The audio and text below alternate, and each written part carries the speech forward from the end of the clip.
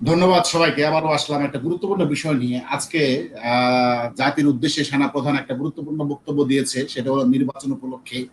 তো আসলে উনি জাতির উদ্দেশ্যে এই নির্বাচন উপলক্ষে বক্তব্য দেওয়ার আসল কারণটা কি, কি বার্তা তিনি দিতে চাইলেন, আমি সেই বিষয়ে একটু আতার সাহেবের কাছে যাব। তবে তার আগে আমি একটা ওনার ভিডিও ক্লিপটা একটু দেখাতে চাই, যাতে করে বুঝতে সুবিধা হয় যে উনি কি বলেছেন আসলে। যদি দেখা যায় তাহলে আপনি আর আমাকে একটু বলেন। ভিত্তিতে আমরা সুপারিশ প্রণয়ন করব এবং এটা বাস্তবায়নের দায়িত্ব কিন্তু আমাদের নয়। কিছুক্ষণ পরই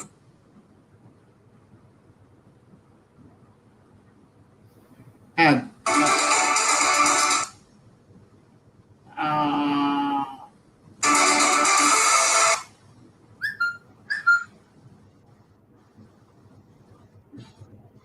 তার কাজ শেষ করতে পারেন, সেজন্য যে কোনো পরিস্থিতিতেই পাশের হাতে ক্ষমতা হস্তান্তর হওয়া উচিত। এ বিষয়ে সবাইকে ধৈর্য ধরার আহ্বানও জানান। বলেন, একসাথে কাজ করলে ব্যর্থতার সুযোগ নেই। আচ্ছা, যেহেতু ইয়ে আছে, যেহেতু কপিরাইটের সমস্যা আছে, সেহেতু একসাথে দেখানো যাবে না, আমি ভেঙে ভেঙে দেখাবো। এই বিষয়ে আমি জনাব প্রথমে একটু আতার সাহেবের কাছে যাবো, আসলে সেনাপ্রধানের তার এই কি গুরুত্ব বহন করে তার বক্তব্য। ধন্যবাদ অজয় ভাই। আজকে সেনাপ্রধান তার বক্তব্যে আসলে কয়েকটা গুরুত্বপূর্ণ জিনিস বলেছেন। এক নম্বর পয়েন্ট হচ্ছে উনি বলেছেন যে উনি যে কোনো পরিস্থিতিতে ডক্টর ইউনূস সাহেবের সাথে থাকবেন, পাশে থাকবেন। আর একটা বিষয়ে বলেছে উনি যে আইন শৃঙ্খলা পরিস্থিতি যথেষ্ট উন্নয়ন হয়েছে, কিন্তু প্রশাসন এবং পুলিশ বাহিনীকে সঠিকভাবে এখনো দায়িত্বে ফেরানো যায়নি। আর একটা বিষয় বলেছেন উনি, এখানে হচ্ছে যে সেনাবাহিনীর মধ্যেও যদি কেউ অপরাধে জড়িত থাকে তার বিরুদ্ধে ব্যবস্থা নিবে। এবং আর একটা পয়েন্ট হচ্ছে যে উনি সেনাবাহিনীকে সুশৃঙ্খল রাখার জন্য তার সর্বোচ্চ চেষ্টা এবং থাকবে, এবং সেনাবাহিনীর সংস্কারেরও একটা সে রূপরেখা সে দিতে চেয়েছে। তো এখন বিষয়টা হচ্ছে যে এখানে অনেকগুলো এই পয়েন্ট ওনার কথা গুরুত্ব বহন করে। সেটা হচ্ছে আরো একটা বিষয় উনি বলেছেন যে সেনাবাহিনীকে রাজনৈতিক প্রতিষ্ঠান থেকে দূরে রাখার জন্য উনি চেষ্টা থাকবে, এবং সেটা কখনো কাম্য না। হ্যাঁ, এবং এই কথাটা খুবই গুরুত্বপূর্ণ যে রাজনৈতিক প্রতিষ্ঠান থেকে সেনাবাহিনী দূরে রাখা প্রসঙ্গে সেনাপ্রধান বলেছেন এটা কেবল তখনই ঘটতে পারে যখন রাষ্ট্রপতি ও প্রধানমন্ত্রীর মধ্যে ক্ষমতার কিছুটা ভারসাম্য থাকে। সেখানে সশস্ত্র বাহিনীকে সরাসরি রাষ্ট্রপতির অধীনে রাখা যেতে পারে। তার মানে হচ্ছে একটা মিনিংস এখানে পাওয়া যাচ্ছে যে যদি রাষ্ট্রপতি এবং প্রধানমন্ত্রী ক্ষমতার ভারসাম্য হয়, সেক্ষেত্রে সেনাবাহিনীকে সরাসরি রাষ্ট্রপতির আন্ডারে রাখা যায়। এখন যেমন প্রতিরক্ষা মন্ত্রণালয়ের আন্ডারে, তখন সে রাষ্ট্রপতির আন্ডারে রাখা যাবে। তো এই ধরনের সংস্কারমূলক প্রস্তাবনা হয়তো থাকবে। এবং উনি যেটাকে ওনার নিজের মতামত প্রকাশ করছে, উনি যে বলেছেন যে যদি আমাকে প্রশ্ন করেন তাহলে আমি বলবো যে 18 মাসের ভিতরে আমাদের একটি গণতান্ত্রিক সরকারের উত্তরণ হওয়া উচিত। সো এই তার প্রত্যেকটা পদ কথা এবং অবশ্যই প্রত্যেকটা কথা একটা মেসেজ এবং ইন্ডিকেশন মিন করে। যেটা হচ্ছে যে এখানে কিছু কনফিউশন আছে যে ইউনূস সরকারের পাশে আসলে সে থাকবে কিনা, কতক্ষণ থাকবে, এরকম কিছু বিষয় হয়তো বা আলোচনা বা চাপ আছে। সেই কারণে উনি ওনার পাশে থাকার আবার শপথ ব্যক্ত করেছেন। পাশাপাশি সেনাবাহিনীর ভিতরেও যে কিছু অরাজকতা বা কিছু ধরনের কূটকৌশল চলছে বা কিছু ধরনের গল্প চলছে, এরকম কিছু বিষয় উনি হয়তোবা ইনডাইরেক্টলি এখানে বলানোর চেষ্টা করছেন যে বিভিন্ন মহল থেকে হয়তো বিভিন্ন ধরনের প্রেশার আছে, সেগুলোকে উনি মিনিমাইজ করার চেষ্টা করছেন। এখন যে বিষয়টা হচ্ছে যে এই অস্থিরতা বা এই যে 18 মাস, গত 1.5 মাস বা 2.5 মাসে আমরা যে পরিস্থিতি দেশের দেখলাম, সেখানে এখন পর্যন্ত পুলিশ বাহিনীর কথা উনি বলেছেন যে পুলিশ বাহিনীকে এখন পর্যন্ত সুশৃঙ্খল জায়গায় নিয়ে আসা হয়নি। আপনি যদি খেয়াল করেন, গত পরশুদিন অডিটর জেনারেলদের একটা সমাবেশে সেখানে কিন্তু পুলিশকে একটা প্রেসার করা হচ্ছিল তাদের উপরে টিয়ার গ্যাস বা লাঠিচার্জ এই ধরনের ঘটনা ঘটানোর জন্য বা এরকম বিষয়ের জন্য, কিন্তু সেটা আমি জানতে পেরেছি যে সেটাকে পুলিশ আসলে সেই ধরনের অ্যাকশনে যেতে চায়নি বা যায়নি। তো এরকম পুলিশ আসলে এমন কোন পরিস্থিতিতে যেতে চাচ্ছে না যেটাতে তারা আবার কোনো জনরোষে বা মানুষের কাছে অগ্রহণযোগ্য জায়গায় তৈরি হয়। যার কারণে পুলিশ যে দায়িত্ব নিয়ে রাষ্ট্রের যে প্রতিজ্ঞা নিয়ে তারা দায়িত্বে যাচ্ছে, সেই দায়িত্ব যখন সে পালন করছে তাহলে এখানে কি আপনি আরেকটা কথা আপনাকে ফাঁকে জিজ্ঞেস করি, এখানে কি সেনা প্রধানের উপর জনগণের কি প্রচন্ড চাপ তৈরি হয়েছে নাকি অন্যান্য দল থেকে? যেমন এখানে বিএনপি আছে বা অন্যান্য দল আছে, তাদের পক্ষ থেকে কোনো প্রেসার ক্রিয়েট করা হচ্ছে কিনা সেনা প্রধানের উপর নির্বাচনের জন্য? আমি কথাটা বুঝিনি, আপনার কথাটা কেটে আসছে, আবার একটু বলবেন। মানে সেনা প্রধানের উপর কোনো জনগণের প্রেসার আছে কিনা, জনগণের পক্ষ থেকে নির্বাচনের জন্য কোনো প্রেসার আছে কিনা? অবশ্যই অবশ্যই, ওনার কথায় কিন্তু এটা স্পষ্ট যে জনগণ এবং অন্যান্য বিভিন্ন মহল বা বিভিন্ন জায়গা থেকে হয়তো প্রেসার আছে যে এইটা দ্রুত একটা নির্বাচন বা গণতান্ত্রিক প্রক্রিয়াতে যাওয়ার জন্য। আসলে আপনি দেখবেন যে একটা গণতান্ত্রিক প্রক্রিয়া, গণতান্ত্রিক সরকার বা নির্বাচিত সরকার যদি আসলে দেশে না থাকে, তাহলে আসলে কি সরকার কন্ট্রোল করা বা মেনটেন করা আসলে কিন্তু প্রবলেম। যে জায়গাটাতে গিয়ে আসলে দেখা যাচ্ছে যে এই যে একটা সরকার, অন্তর্বর্তীকালীন সরকার, ওরা কিন্তু ব্যাপক জনগণকে আসলে এখানে কাজে লাগাতে পারছে না, এবং সেখানে কিন্তু বিভিন্ন মতবাদের লোক থাকার কারণে এখানে কিন্তু বিশৃঙ্খলার সৃষ্টি হচ্ছে। যেমন ধরেন একটা কাজ যেখানেই করতে যাচ্ছে সেখানে দেখা যাচ্ছে যে বিএনপি, জামাত, অমুক সমুক বিভিন্ন ধরনের মতবাদের লোক আসতেছে এবং বিভিন্ন মতবাদ করার জন্য সেখানে কেওয়াস হচ্ছে, কেওয়াস হয়ে আসলে সেই জিনিসগুলোকে পণ্ড হচ্ছে। এরকম ঘটনাগুলো দিনের পর দিন হচ্ছে, মব জাস্টিসের ঘটনাগুলো হচ্ছে, এগুলো কন্ট্রোলে যাচ্ছে না, পুলিশ তার ইনিশিয়েটিভে নাই। সব দিক থেকে মিলিয়ে তার উপর একটা প্রেশার অবশ্যই আছে, এবং সেটা আমার কাছে মনে হয় যে শুধু জনগণ না, সেনাবাহিনীর যে কর্মকর্তা কর্মচারী আছে তাদের পক্ষ থেকে হয়তো বা তাদের আছে, এবং সেটা থাকাই স্বাভাবিক। বহির্বিশ্বেরও কিছু চাপ থাকবে, এটাও স্বাভাবিক। তো সর্বোপরি সবকিছু মিলিয়ে ওনার আজকের বক্তব্য বা রয়টার্সে দেওয়া যে বক্তব্য, সেগুলোর মধ্যে অনেকগুলো মেসেজ আছে, যেগুলো জাতি বিশ্লেষণ করলে আপনি দেখবেন যে আগামী 2-1 দিনের মধ্যে এটার বিশ্লেষণে আরো অনেক ধরনের গল্প, আরো অনেক ধরনের কাহিনী বের হয়ে আসবে, আরো অনেক ধরনের মতামত চলে আসবে আশা করি। ধন্যবাদ। আমরা আরেকটু শুনি ওনার বক্তব্য। সমর্থন দেবেন তিনি। প্রধান উপদেষ্টা ডক্টর মোহাম্মদ ইউনূস যেন ঠিকভাবে তার কাজ শেষ করতে পারেন, সেজন্য যে কোনো পরিস্থিতিতেই পাশে থাকবেন। যে কোনো পরিস্থিতিতেই আমি তার পাশে থাকব, যাতে তিনি তার মিশন সুষ্ঠুভাবে শেষ করতে পারেন। প্রধান উপদেষ্টার সঙ্গে প্রতি সপ্তাহে বৈঠক হয় উল্লেখ করে ওয়াকারুজ্জামান জানান, দুজনের মধ্যে সুসম্পর্কের কথা। আমাদের যা তাহলে বোঝা গেল যে সেনা প্রধানের সাথে ইউনূস সাহেবের সাথে সবসময় ঘনিষ্ঠ একটা যোগাযোগ আছে এবং একসাথে কাজ করছে, এবং যে ইউনূস সাহেব এবং সেনা প্রধান দুজনেই জনগণের চাপের মুখে আছে, আন্তর্জাতিক চাপের মুখে আছে একটা নির্বাচন দেওয়ার জন্য। এই ব্যাপারে আমি একটু জয় সাহেবের কাছে যাব, যে আপনি কি কি কি মেসেজ পেলেন সেনা প্রধানের পক্ষ থেকে? আসলে আমি একটু এটাকে ক্রিটিক্যালি চিন্তা করতেছি। সেনাপ্রধানের বারবার মানে প্রধান উপদেষ্টার সাথে সুসম্পর্কের কথা বলাই মানে তাদের মধ্যে কোনো গ্যাপ আছে। কারণ আপনার মনে করেন যে সেনা প্রধান এবং সরকার প্রধানের মধ্যে এটা হলো একটা রাষ্ট্রীয় দায়িত্ব, এখানে সুসম্পর্ক অসম্পর্কর কোনো বিষয় না। বিষয় হলো যে যার জায়গা থেকে দায়িত্ব পালন করবে, সরকারের নির্দেশনা ফলো করবে। যেহেতু বিভিন্ন মহল থেকে কথা আসছে যে সেনাপ্রধান রাষ্ট্রপ্রধানকে সহযোগিতা করতেছে না, বা সরকার প্রধানকে, এই অন্তর্বর্তীকালীন সরকার প্রধানকে সহযোগিতা করতেছে না, এইটাকে সে মানে এই কথাটাকে মানে ওনার এই বক্তব্য দ্বারা উনি মানে ভুল প্রমাণ করার চেষ্টা করছে মাত্র। আর সেনাপ্রধান আসলে তিনি আসলে বলতে পারেন না যে 18 মাস পরে নির্বাচন হবে। কারণ নির্বাচন বাংলাদেশে গণতান্ত্রিক প্রক্রিয়ায় নির্বাচন 18 মাস পরে হবে না 18 বছর পরে হবে না 2 মাস পরে হবে, এটা নির্ভর করবে যে কতটা লেভেল প্লেইং ফিল্ড তৈরি করতে পারছে। কারণ কোনো একটা বড় রাজনৈতিক দলকে বাদ দিয়ে নির্বাচন করার যদি চিন্তা করে থাকে সরকার বা সেনাবাহিনী প্রধান, সেই নির্বাচন সফলভাবে বাংলাদেশে হবে না। আচ্ছা, আমি এই পর্যায়ে একটু আকাশ সাহেবের কাছে যাবো। আকাশ সাহেব, আপনি কি মনে করলেন আজকে সেনা প্রধানের এই গুরুত্বপূর্ণ বক্তব্য থেকে? আপনি কি মেসেজ পেলেন জাতির উদ্দেশ্যে?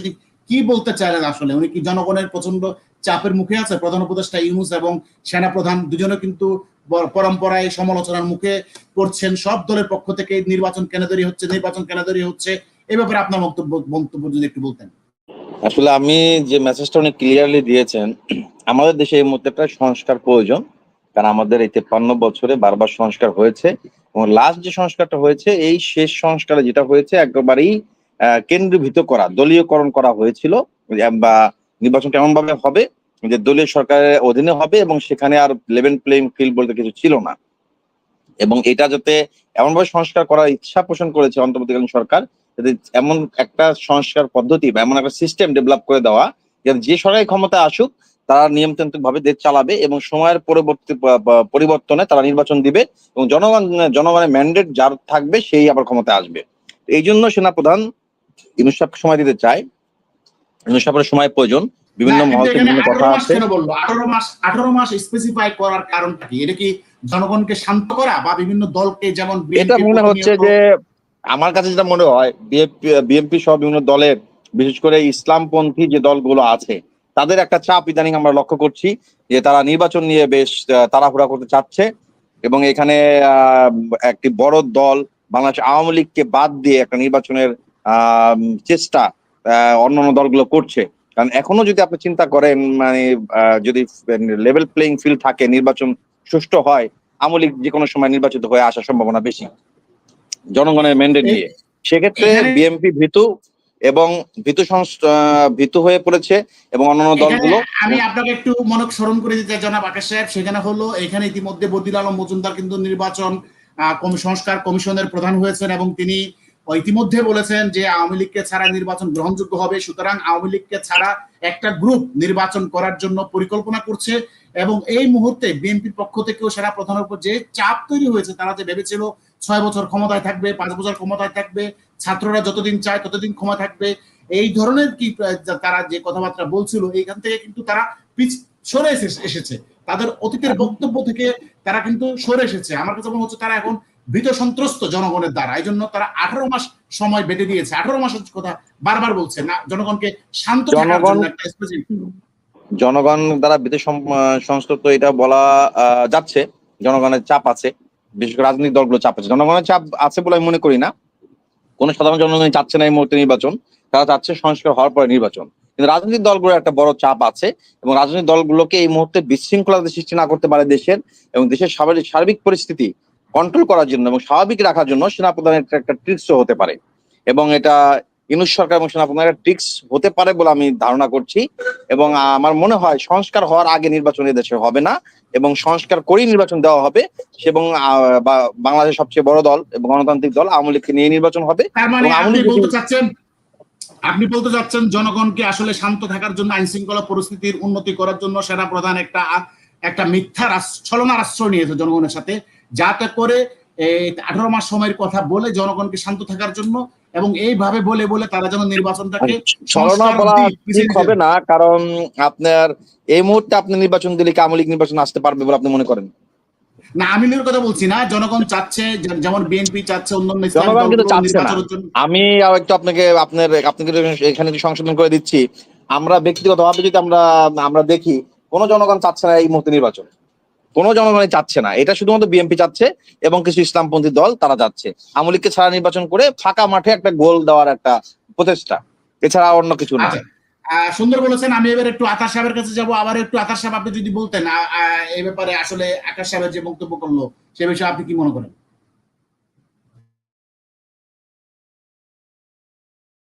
আচ্ছা, আকাশ সাহেব মনে হয় লাইনে নাই। আমি জয় সাহেবের কাছে যাবো একটু। জয় সাহেব, আপনি যদি বলতেন আকাশ সাহেব যে অভিযোগটা করলো যে আসলে জনগণ চাচ্ছে না, শুধু বিএনপি চাচ্ছে নির্বাচনের জন্য, কয়েকটি ইসলামী দল চাচ্ছে আওয়ামী লীগকে পাশ কাটিয়ে তারা যেন পিছনের দরজা দিয়ে হুট করে ক্ষমতায় বসে যেতে পারে, এরকম একটা ধান্দা চালাচ্ছে বলে আকাশ সাহেব অভিযোগ করেছেন। আপনি কি বলবেন? সেটা হলো ওই বিএনপি বা মানে আপনার এই কয়েকটা ইসলামী সংগঠনের মানে তাদের নিজস্ব মানে চেষ্টা।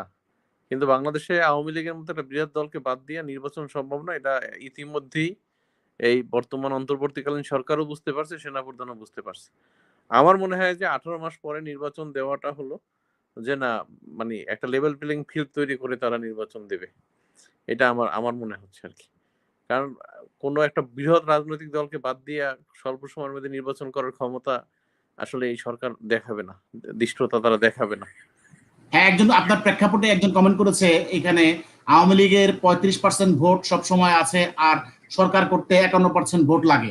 আচ্ছা, আপনি যেটা বলছিলেন যে আসলে আওয়ামী লীগকে ছাড়া নির্বাচন করতে জনগণ সাহস করবে না, কিন্তু এখন যদি তারা শক্তি প্রয়োগ করে, সেনাবাহিনী যদি মাঠে থাকে, তখন তো আওয়ামী লীগের কিছু করণীয় থাকবে না। আসলে আপনি এই ব্যাপারে আতার সাহেব আপনি কি বলেন? যদি সেনাবাহিনী শক্তি প্রয়োগ করে তাদের মনোনীত কোনো দলকে ক্ষমতায় নিতে চায়, ইলেকশন ইঞ্জিনিয়ারিং করে, সেক্ষেত্রে আসলে কোনো বাধা থাকবে কিনা আতাশা?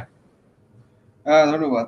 আসলে 35% থেকে 40% এবং মতান্তরে আরো একটা বিষয় আছে, সেটা হচ্ছে যে ধরেন আওয়ামী লীগের 25% যদি সাপোর্ট থাকে, সাথে সাথে যারা সেকুলার দল বা যারা ধরেন গণতান্ত্রিক বিশ্বাসে বিশ্বাসী দল, তারা এই অংশটাকে বা মানুষগুলোকে বিচার করেন, তাহলে বাংলাদেশের অল্প 75% মানুষ কখনোই চাইবে না যে একটা দলকে বাদ দিয়ে নির্বাচন গ্রহণযোগ্য হবে। তাহলে আওয়ামী লীগ সরকার যে 2-3টা নির্বাচন একটা দলকে বাদ দিয়ে করেছে, সেগুলো গ্রহণযোগ্য মানুষের কাছে হইতো।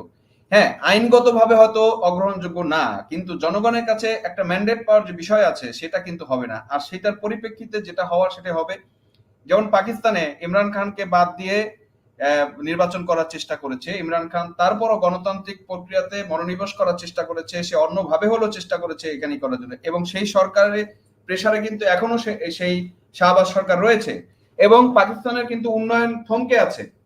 তো আলটিমেটলি এবং পাকিস্তান এখনো নির্বাচন উত্তর যে বিশৃঙ্খলা সেটা কিন্তু বিরাজ করছে।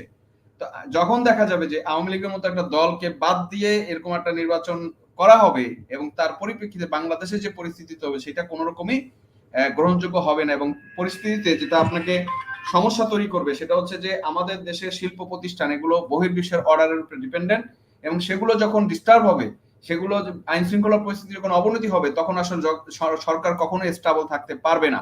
যে কারণে বাংলাদেশে আসলে স্বৈরতান্ত্রিক সরকার বা সামরিক সরকার কিন্তু সম্ভব না। কারণ হচ্ছে বাংলাদেশের পরিপ্রেক্ষিত বা ভূ রাজনৈতিক জায়গা এবং অর্থনৈতিক বিস্তার ব্যবস্থা এমন একটা পজিশনে যেখানে আপনি বহির্বিশ্বের সাথে সম্পর্ক তৈরি রাখা ছাড়া আপনাকে আগানো সম্ভব না, সামনে আগানো সম্ভব না। তো সেই কারণে জনাব আতাশ সাহেব, আপনার লাইনটা কেটে গেছে, শুনতে পাচ্ছি না। আমার বক্তব্য হলো, দেশে না, আমি যেটা আতাশ সাহেব আপনার লাইন ডিস্টার্ব করছে, এই দেশে কোনো রকমই মানে স্থিতিশীলতা আসবে না, এবং তার পরিপ্রেক্ষিত হবে আতাশ সাহেব আপনার লাইনটা ডিস্টার্ব করছে। আমি ইতিমধ্যে সেই পরিস্থিতির দিকে যাবে না। হ্যাঁ, আমি একটু বলি, সেটা হচ্ছে এখনই আমরা দেখতে পাচ্ছি যে একটা অনির্বাচিত সরকার থাকার কারণে বাংলাদেশের আইন শৃঙ্খলার পরিস্থিতি চরম অবনতিতে, এবং শিল্প কারখানাগুলোতে শ্রমিক অসন্তোষ লেগে আছে। বিদেশি অর্ডারগুলো বাতিল হয়ে যাচ্ছে, একের পর এক আন্দোলন, একের পর এক শ্রমিক অসন্তোষ, যার কারণে অনেকগুলো ফ্যাক্টরি, শত শত ফ্যাক্টরি বন্ধ হয়ে গেছে, এবং অর্থনৈতিকভাবে দেশ দিন দিন পঙ্গু হয়ে যাচ্ছে। আমার মনে হয় এই পরিস্থিতিকে কিছুটা সামাল দেওয়ার জন্য সেনা প্রধানের আসলে এটা একটা কারসাজি, জনগণের সাথে একটা ছলনার আশ্রয় নেওয়া ছাড়া আর কিছু নাই। এটা আমার ব্যক্তিগত মতামত। যদি আর কারো কিছু বলার থাকে তাহলে সংক্ষেপে বললে আমরা লাইভটা শেষ করবো। জনাব আকাশ সাহেব।